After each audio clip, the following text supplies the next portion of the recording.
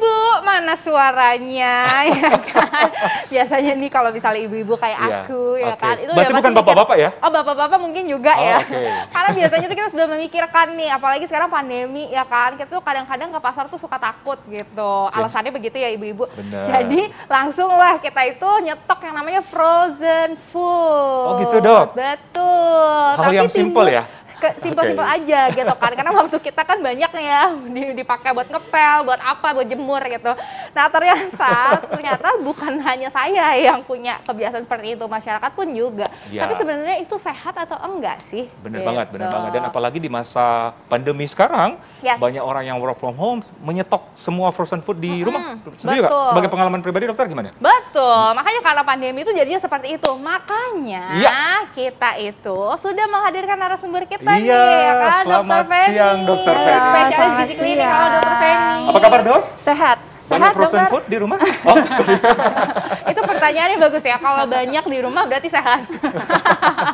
Nah, dok, ini tuh banyak fakta atau mitos yang beredar juga di masyarakat nih dok. Katanya nih dok, yang namanya frozen food ini, gimana dokter Eklas? Nah, bisa menurunkan daya tahan tubuh kalau dikonsumsi dalam jumlah yang banyak. Apalagi sekarang lagi pandemi nih dok. Ya benar, fakta atau mitos dok? Nah, itu sebenarnya mitos, dok. Nah, tetapi ada tetapinya. Nah, jadi sebenarnya frozen food yang sekarang banyak beredar di pasaran yang si masyarakat sering banget beli, itu adalah makanan yang sudah diolah, kemudian dibekukan. Nah, biasanya seperti itu memang tinggi gula dan garam, tinggi lemak jenuh. Nah, memang kalau tinggi gula, kalau kita konsumsinya terlalu berlebihan, nah itulah yang bisa menekan si sistem kekebalan tubuh. Gitu. Tapi kalau makanan segar yang dibekukan, yang kadang kita suka beli tuh makanan segar. Seperti apa, dok? Contoh misalnya kayak ikan atau ayam yang memang ditaruh. Mungkin ada yang. Ini sebenarnya tidak ada. Oh ya ini ya, ini kayak seperti ini kayak sayuran gitu ya segar, atau kalau enggak seperti ikan atau ayam, kita kan biasa kalau belum pakai suka taruh di freezer dibekukan. Di lemari es ya? Iya, lemari es sebenarnya kandungan zat gizinya tuh nggak berubah kalau dibekukan gitu dok. Kalaupun menurun hanya sedikit tapi nggak terlalu signifikan. Nah itu masih oke sebenarnya. Masih oke, asal makanan yang segar ya? Iya, makanan yang segar. Oke, nah dok, dokter kan tadi juga sempat menyinggung nih ya dok ya, kita agak loncat sedikit nih, dokter tadi menyinggung sedikit mengenai makanan frozen food ini tinggi gula dan juga garam. Jadi benar ya dok ya, fakta atau mitos bahwa frozen food ini sebenarnya makanan yang tinggi garam dan juga tinggi lemak. Ini fakta atau mitos dok? Itu fakta dok. Fakta. Jadi terutama yang tinggi lemak dan tinggi garam adalah makanan olahan yang dibekukan. Nah, seperti yang ada di depan sini dok, di depan kita gitu. Jadi karena pengawetnya pun juga pakai garam ya dok ya? Benar banget gitu. Yang makanya rasanya rasanya enak, gurih, dan anak kecil juga pasti biasanya suka gitu. Jadi hati-hati. Makanya kalau kita membeli si frozen food ini, sudah pasti harus membaca label kemasan di belakangnya itu dok. Gitu. Jadi harus pilih makanan yang mengandung rendah gula, rendah garam, rendah lemak gitu supaya. Biasanya ada di ini ya, di belakang ada di belakangnya ya? Pasti ada dok. Ya, dan biasanya di kemasannya itu tulisannya tuh bukan cuma garam ya, tapi juga ada natrium, sodium. Kadang-kadang tulisannya gitu ya dok. Dan itu tuh adalah garam juga sebenarnya pemirsa ya. Oke dokter, nah ini yang ketiga nih dokter. Apakah frozen food tidak disarankan bagi lansia ataupun anak kecil? Fakta atau mitos? Untuk dikonsumsi setiap hari, karena katanya tuh efeknya sangat buruk. Ini fakta atau mitos dok? Nah itu mitos dok. Mitos. Kenapa dok? Nah jadi sebenarnya frozen foodnya apa dulu nih dan bagaimana yang kita konsumsinya seperti apa gitu. Makanya tadi seperti ku jelaskan, ketika kita membeli frozen food, kalau makanan segar yang dibekukan masih nggak ada masalah karena kandungan gizinya tetap baik. Tetapi kalau frozen food yang memang olahan yang tinggi gula dan garam, memang harus membaca dulu labelnya, jangan terlalu berlebihan. Karena ketika kita konsumsi frozen food yang mengandung tinggi gula, tinggi garam, tinggi lemak, dan biasanya cenderung makanan yang dibekukan seperti ini, itu tinggi kalori dok. Gitu. Jadi kalau pada anak pasti, atau nggak hanya anak, orang dewasa meningkatkan resiko obesitas. Dan juga penyakit penyerta lainnya seperti diabetes, darah tinggi, penyakit jantung gitu. Berarti jadi fakta dong ya dok ya? Itu fakta kalau konsumsinya secara berlebihan. Fakta apa? Berarti nggak bisa setiap hari ya dok ya juga konsumsinya. Iya. Nah, Dokter Alin, Dokter Feni, di sini ada berbagai macam jenis makanan. Nah, kita akan bahas mungkin satu persatu dok. Apa gizinya? Dari Dokter Alin mungkin. Betul. Nah, ini ada mantau nih dok. Bakpao ya? Banget ya dok. Enggak, ini mantau. Oh oke. Katanya bakpao sih, oke. Dok, ini tuh mantau ya kan dok. Nah kalau misalnya kita lihat memang dia ini karbohidratnya tinggi ya dok. Benar. Gitu, dan biasanya nih kalau misalnya frozen food biasa nih ya ibu-ibu, ini mantau itu gampang banget. Biasanya cuma dipanasin doang di microwave 1 menit terus udah langsung bisa dikonsumsi. Sangat praktis ya? Praktis banget gitu. Nah tapi gimana nih dok sebenarnya? Ini sehat apa enggak? Si mantau ini kan pasti dari tepung ya dok, gitu. Ini memang seluruhnya kandungannya dalamnya karbohidrat. Kalau memang mau praktis simple ya pasti, karena kan tinggal kita keluarin, tinggal dipanaskan, langsung dimakan. Nah mungkin bisa ini sebagai sumber karbohidratnya, tetapi kita tetap kombinasi dengan yang lainnya. Seperti kita dengan proteinnya, mungkin mantau kan enak misalnya dimakan sama ayam, sama ikan salmon, atau sama ikan salmon, gitu, atau ya, sama sayurnya gitu loh dok. Supaya mendapatkan si kandungan zat gizi yang lain, gak hanya si karbohidrat saja gitu. Nah, tadi ngomongin sayur nih dok, ini juga ada nih uniknya dok ya. Ini biasanya juga ada di frozen food sangat juga. Sering ya, mungkin ya sangat sering didapat ya dok. Sering banget dan sangat mudah didapat. Nah sebenarnya kan ini kan judulnya sayur juga ya dok. Tapi apakah sehat kalau misalnya di frozen food gitu? Sebenarnya kalau sayur kayak gini dok, ini kan sebenarnya sayur dalam bentuk aslinya memang seperti ini, tetapi dipotong-potong gitu, kemudian dibekukan. Sebenarnya kalau dari sisi kandungan zat gizinya, kalau makanan dibekukan tuh sebenarnya sama, jadi nggak mengalami penurunan. Nah, si sayur seperti ini memang akan berubah kandungan zat gizinya atau menurun kalau kita panaskan terlalu tinggi suhunya, gitu. Atau misalnya kita rebus, mungkin terlalu lama, kandungan zat gizinya biasa larut ke dalam air. Jadi yang perlu dinotiskan bahwa sebenarnya dibekukan tidak juga mengurangi gizi suatu makanan ini ya, atau suatu bahan ini ya. Benar. Gitu. Nah, dok, ini di Instagram, di komunitas ibu-ibu tuh banyak banget dok yang ngajarin gimana caranya kita membuat frozen food secara homemade. Gitu dok, kayak siomay, terus udah gitu nugget, sosis. Itu tuh banyak banget dok sekarang di Instagram. Nah itu gimana ya dok ya caranya, gimana? Apakah itu tuh sehat atau apakah ada caranya nih supaya kita membuat frozen food tapi dengan sehat? Gitu. Gimana tuh dok?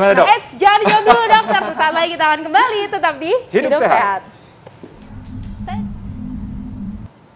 Yeay, kita lagi di Hidup Sehat TV, wah pemirsa. Wah. Masih semangat ya? Masih dong. Masih semangat dong. Karena aku masih punya banyak sekali pertanyaan. Gimana dokter Alin? Ya karena ini tadi nih dok pertanyaannya nih ya dok ya mengenai frozen food yang dibuat, yang homemade, yang ada di sekarang lagi viral banget nih di Instagram. Nah ini tuh gimana ya dok ya? Apakah itu tuh juga sehat gitu? Atau gimana caranya supaya kita bisa membuat dan tetap sehat? Dok. Sebenarnya kalau misalnya homemade tergantung ya, misalnya yang dibuatnya tuh pakai bahannya seperti apa gitu. Tapi kalau misalnya membuat seperti kayak seperti ini nih, makanan seperti ini banyak ya ibu-ibu kayak bikin siomay, kemudian kayak bikin seperti otak-otak gitu. Nah itu boleh-boleh saja, tapi yang pasti memang kalau mau di frozen, sebenarnya harus tahu nih pada suhu berapa untuk menyimpan di dalam kulkasnya. Sebenarnya kalau yang makanan kemasan yang kita langsung beli, sebenarnya kayak di packagingnya itu suka banyak tulisannya harus disimpan pada suhu berapa, itu harus sesuai gitu.